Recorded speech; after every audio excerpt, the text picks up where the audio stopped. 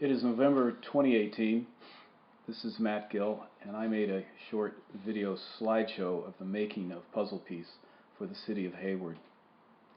These are all photos of the day-to-day building of the sculpture in my studio, showing the layout, metal positioning, structural details, welding, grinding the welds, and doing final metal finishing, getting ready for a good paint job.